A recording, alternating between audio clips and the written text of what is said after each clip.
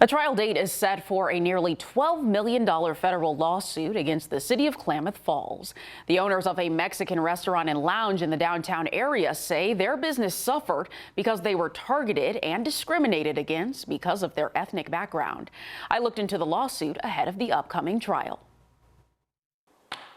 A lawsuit filed against the city of Klamath Falls back in 2019 finally has some movement. This lawsuit was filed a long time ago, and because of COVID, it's taken forever to get cases to trial. The current and previous owners of El Palacio, a restaurant and lounge in a prominent landmark building in downtown Klamath Falls, say they were discriminated against and targeted for a higher level of law enforcement activity because of their race. They told me they were being selectively enforced on situations going on at their near their premises. The family's Grants Pass attorney, Christopher Cobble, describes the business as a Hispanic-owned restaurant that's been around since 2004 that also has a bar and hosts dancing and different events in downtown Klamath Falls. Klamath Falls has in their downtown area, has a lot of different bars, and there's the only non-white owned bar. According to court documents, the plaintiff said the harassment started in 2015. They were basically saying every time there was an arrest, they were saying at El Palacio, or near El Palacio, even though there's a public square right across the street.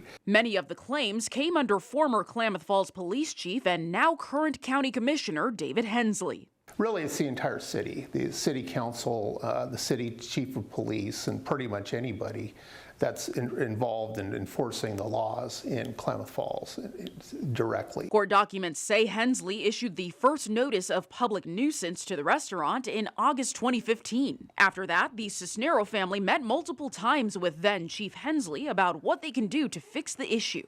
They ultimately agreed to hire more security and close earlier on the weekends. They had to spend all this money, they had to do all these things, and that still wasn't enough for the city. But court documents say Hensley issued El Palacio a second nuisance letter in May 2016 and told them he would go after their liquor license.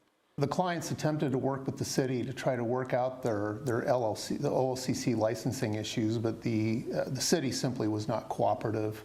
In April 2017, the OLCC revoked El Palacio's liquor license. Essentially resulted in their business being destroyed because they were unable to properly run a profit with their OLCC license, and they had to do a lot of stuff in order to transfer ownership to their son and stuff like that to be able to maintain the business. The Cisnero family is now seeking nearly $12 million in damages. Attributing everything to El Palacio, even though issues with fighting and intoxication and things like that are to be shared amongst everybody in that area, all the other bars, but simply focusing on El Palacio clearly shows that they're being treated differently because of their race. It's a violation of federal law. It's a violation of the U.S. Constitution to do that. The trial is expected to last a week. It's set to start on January 8th, 2024.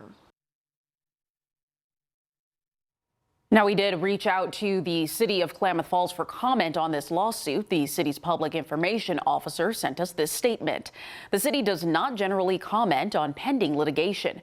However, the city strongly disputes the allegations in the lawsuit.